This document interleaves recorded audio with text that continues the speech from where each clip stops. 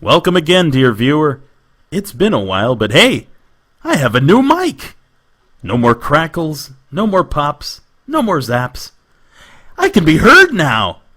But you know, I just now returned. So let's start off the new season with something smallish.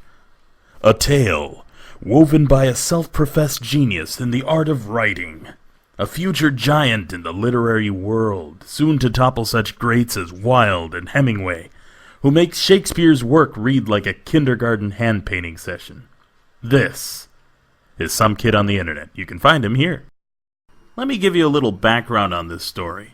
Recently, my friend AfroBlue found a fun thread on the TFS forums. It states, "Me and my friend are writing a comic, but we need an artist. We have someone who can ink, but he can't draw to save his ass. We are independent, so no money. It is strictly a volunteer thing. I would like to see your work, if you want to do this, and I will give you a trial piece if I like your work. I will let you have the gig. Send me a private message if you want to try out. Thanks." Goodness, it sounds serious. This guy's writing must be so enticing, so full of excitement and intrigue that the word awesome couldn't begin to cover it. Well, folks, if you're gonna ask artists to do free penciling for you in any style, you'd better have a story of the century to back it up.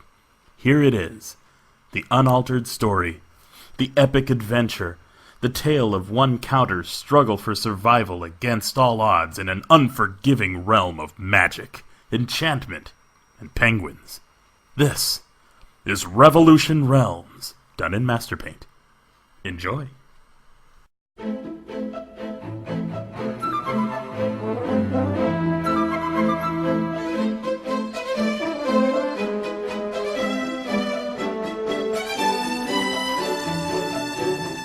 "50 years ago, a devastating revolution broke out. All the major kingdoms were destroyed, leaving the planet of Alianos? Yeah, Alianos, let's go with that. Without rule.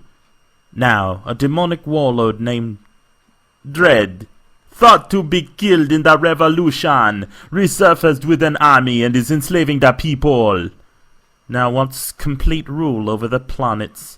In the present time, a mother and her child are running through the forest, trying to escape a hungry ogre who wants to eat them."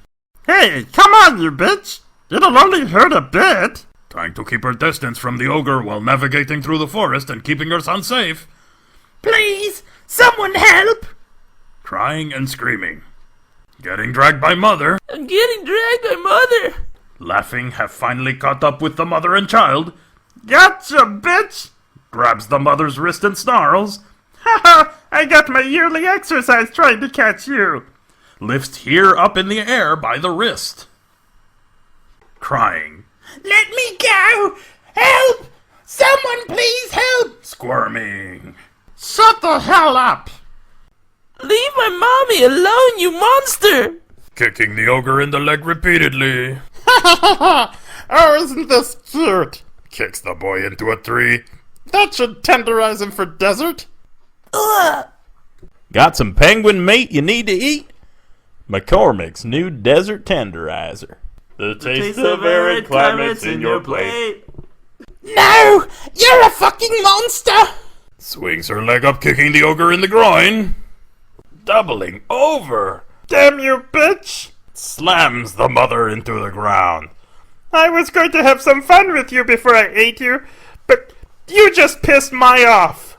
Takes out an axe and slashes the mother twice in an axe slash. Screams in pain. Raises axe for the final blow. Any last words, bitch, before I man in hooded cloak? Charging through the forest in a broadsword. I wonder if a green cloak would... Nah, too linky. Blue? Well, you know what? A knight of such ridiculous Mary Sue proportions and incredibly impressive, unmeasurably long junk would have to be... Hey, some stereotypes ain't all that bad, folks. Alright, charging through the forest, holding a broadsword, jumps up and slashes the ogre, killing him with a single blow. Man, it disgusts me that you can hurt defenseless people like that.